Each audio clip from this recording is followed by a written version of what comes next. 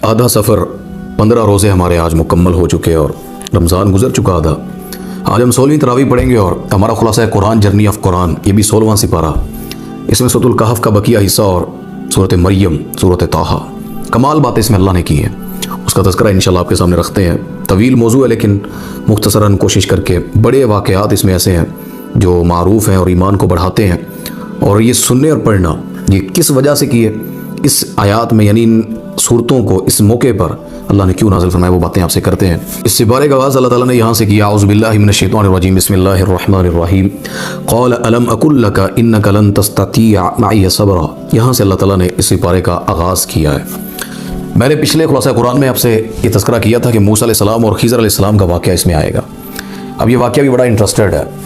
मूसा अलैहिस्सलाम और खिज़र अलैहिस्सलाम का वाक़या इस तरह ये पेश आया कि एक शख्स ने मूसा से सवाल किया, आप बड़े आलिम हैं, यानी आपसे बड़ा कोई आलिम है या आप ही सबसे बड़े आलिम हैं? मूसा अलैहिस्सलाम को फील हुआ होगा मैं पैगम्बर हूँ, नबी हूँ, मैं अल्लाह से कलाम, मुझसे बड़ा भी कोई आलिम होगा? कहा कोई नहीं, मैं ही बड़ा आलिम हूँ। ये वाक़े में जो नसीहत है ना उलमा के लिए और इल्म वालों के लिए, वो भी इनको समझें। अल्लाह ताला को ये बात पसंद नहीं है। अल्लाह ने कहा मूसा नहीं, ये बात ऐसे नहीं है, तुझसे ज़्यादा भी इल्म वाला है। अल्लाह वो कहाँ है? और मैं जहाँ दो दरिया मिलते हैं ना, उस जगह पर मेरा वो बंदा तुझे मिलेगा।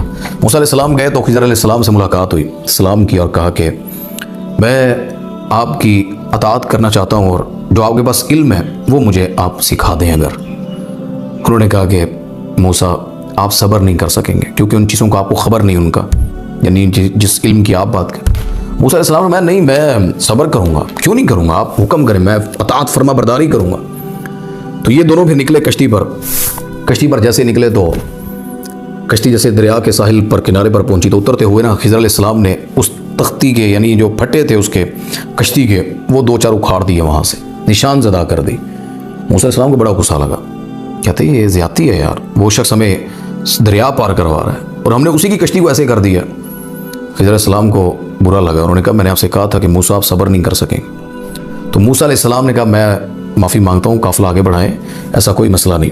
तो मूसा अलैहिस्सलाम की ये चीज़ इस तरह ख़त्म हुई, हालांकि उनकी बेसब्री का जो मामला था। आगे गए तो एक बच्चा जा रहा था, लड़का। मूसा अलैहिस्सलाम ने देखा, कहते खिज़र अलैहिस्सलाम ने ना उसे कत्ल कर दिया। अब मूसा अलैहिस्सलाम को बड़ा गुस्सा लगा, यार ये क्या बात हुई, ठीक है मैं इल्म सीखने आया हूँ, ये तो जुल्म है कि किसी को मार देना। अब खिज़र अलैहिस्सलाम कहता मैंने आपसे कहा था कि आपसे सब्र नहीं होगा, आपने फिर वैसा काम किया जैसे पहले सवाल पर किया। फिर रजू किया, उन्होंने कहा अच्छा ठीक है मैं नहीं सवाल करता, मैं माफ़ी चाहता हूँ। जब आगे गए तो एक बस्ती में पहुंचे, उनसे कहा खाना चाहिए, ज़ियाफ़त, कोई भूख लगी। उन्होंने कोई रोटी छोटी नहीं, चले जाए यहाँ से। अब उस बस्ती वालों ने यह रवैया किया और खिज़र अलैहिस्सलाम निकले तो एक दीवार गिर रही थी, उन्होंने उस दीवार को गिराकर दोबारा नहीं बनाकर सीधी खड़ी कर दी। मूसा अलैहिस्सलाम कहते हैं इनसे पैसे तो ले ले, मुआवजा तो ले ले बनाने का नहीं। फिर जब उन्होंने सवाल किए, कहा इन्होंने हमें रोटी नहीं पूछी और आपने यहाँ दीवार बना दी। खिज़र अलैहिस्सलाम ने कहा बस होगी मूसा, इससे आगे आपका और मेरा सफ़र नहीं हो सकता। मैं जवाब देता हूँ आपको इन तीनों वजूहात के जो हैं इल्म की वजह से, लेकिन आपका और मेरा सफ़र यहाँ पर एंड हो चुका है। तो फिर उन्होंने बताया कि अम्मा सफ़ीनतु, जो कश्ती के बारे में है, फरमाया कि ये जो कश्ती थी ना ये लिमसाकीना, ये मस्कीन लोगों की है, गरीब इंसान है, ये उनकी है।